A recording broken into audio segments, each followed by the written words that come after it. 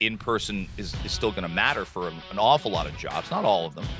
Yeah, there's going to be there's going to be a breaking point, and there's just going to be a surge, and we already seen it. I'm sure you guys have from the data you look at too.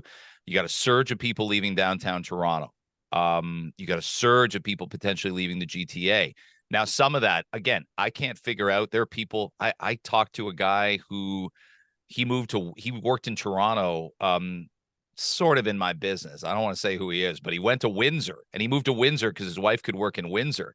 And then a year and a half later, they're like, yeah, you need to come back from Windsor and be in the office 3 days a week. And like, he never thought that would happen. And I'm like, what's wrong with you? Of course that was going to happen. You can't, like, he bought that place they moved to Windsor in the fall of 2020 when everything was still very, very remote, like pre any sort of vaccination or any kind of office revival. And I'm like, how, without calling him, like, how could you be that dumb? They're going to call you back, and they're going to want people who are in 3 days a week instead of 0. And then they're going to want people, depending on the job, right? Like, you guys don't need to be in offices to make your phone. I need to go in to do what I do best. I can't do it from my basement down here, waking my household up. So whatever. But you're going to go from 3 to 5 days. So bottom line, you've got a lot of people who are sort of now understanding that in-person is still going to matter for an awful lot of jobs, not all of them.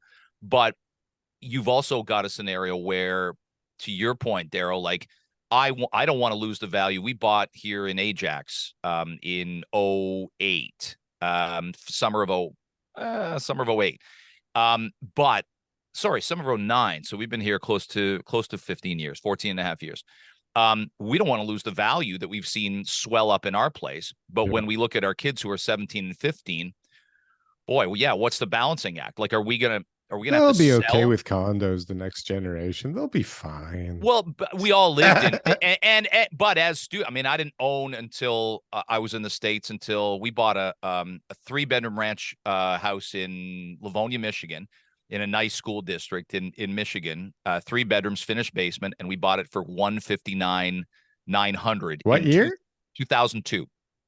How much? 179? Is that 159,900? 159, even less. This My had story's like funny because like a basement? Because as TK was saying about the stress tests, we had a proper mortgage. We had a 30-year mortgage. I'll tell you, my first interest rate was 7.5%. But we didn't have a big mortgage because we probably put 30 or 40 grand down. Our mortgage might have been, $110,000, $125,000 to pay off. But the subprime mortgage hits the States in 07. And we're seeing all these first sale and foreclosure signs all around us in our neighborhood. And we're like, this isn't good.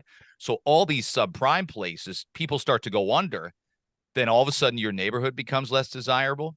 All of a sudden, it's just a ripple of it's a trickle down effect to where it's like we ended up selling our house on a short sale a year after we put it on the market for about $108,000.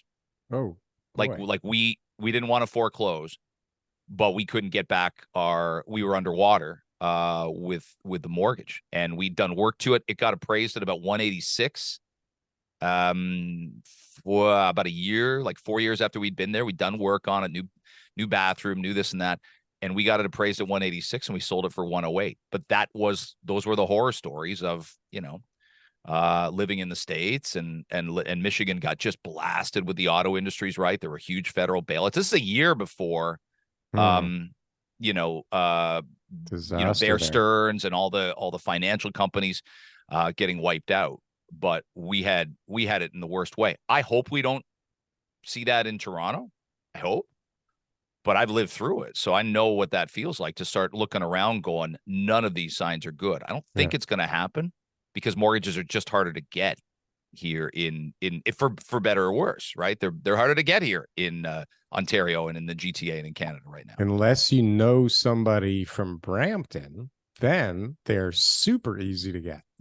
Like, comment, and subscribe if you got anything from one of these clips. And if you want to see some more, press something on the screen here. Boom. That was good. That was good.